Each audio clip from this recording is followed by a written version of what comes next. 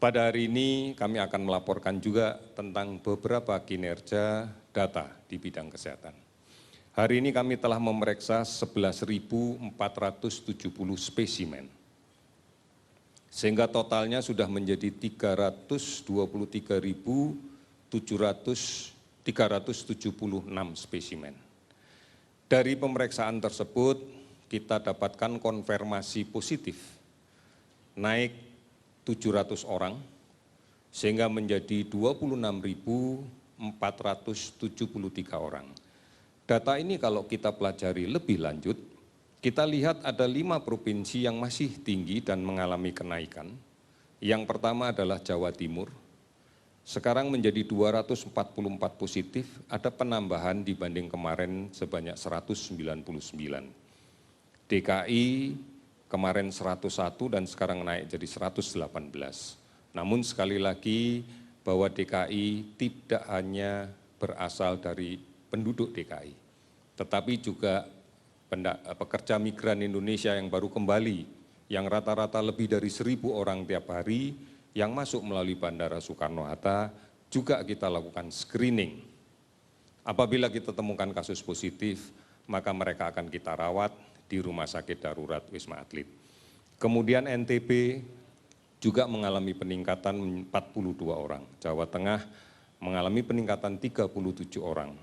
Sulawesi Selatan meskipun menurun dibanding kemarin, namun angkanya masih cukup signifikan, yaitu bertambah 31 orang. Sementara ada provinsi yang sama sekali tidak ada kasus pada hari ini, diantaranya adalah Aceh, Jambi, Kalimantan Utara, dan Riau. Sementara juga ada provinsi yang melaporkan hari ini ada penambahan 1 orang, diantaranya adalah Bangka Belitung, Kepulauan Riau, Lampung, dan NTT. Ini yang kita dapatkan dari data positif. Kasus sembuh meningkat 239 orang, sehingga total kasus sembuh sekarang menjadi 7.308 orang. Kita harus melihat data ini yang membawa optimisme kita bahwa banyak kasus yang sembuh, bahwa penyakit ini bisa disembuhkan, bahwa kita mampu menyembuhkannya. Kita lihat bahwa angka 293 orang yang sembuh hari ini, sebagian besar adalah memang pada kelompok usia antara 29 sampai 45 tahun. Artinya pada kelompok inilah yang sebenarnya kita berharap bisa cepat menjadi sembuh, agar kemudian bisa menjadi produktif kembali, karena inilah angkatan kerja kita. Kasus meninggal 40 orang sehingga menjadi 1.613 orang. Saudara-saudara, saat ini sudah ada 416 kabupaten kota di 34 provinsi yang terdampak. Kita masih melakukan pemantauan ketat. Pada orang dalam pemantauan sebanyak 49.936 orang.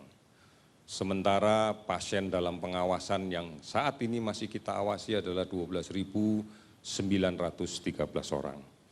Hari ini juga kami mendapatkan laporan dari Rumah Sakit Darurat Khusus COVID yang berada di Pulau Galang.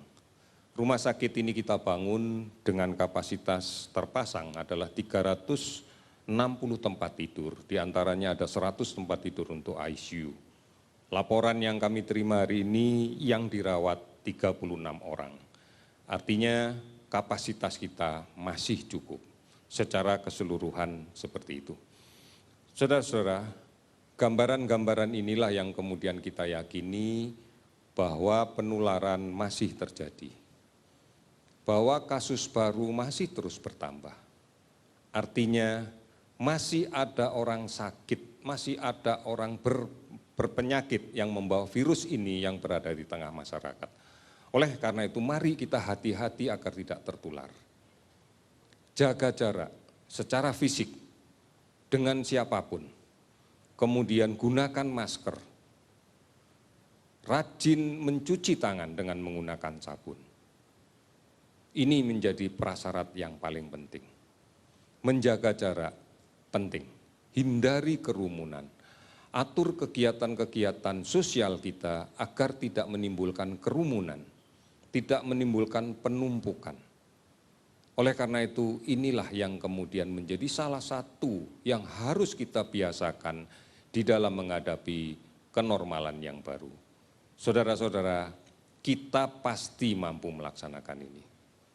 Kita yakin bahwa peran serta semua orang tanpa terkecuali terus-menerus, apalagi berbasis pada kekuatan melindungi keluarga agar tidak sakit, adalah menjadi kekuatan yang sebenarnya dari kita.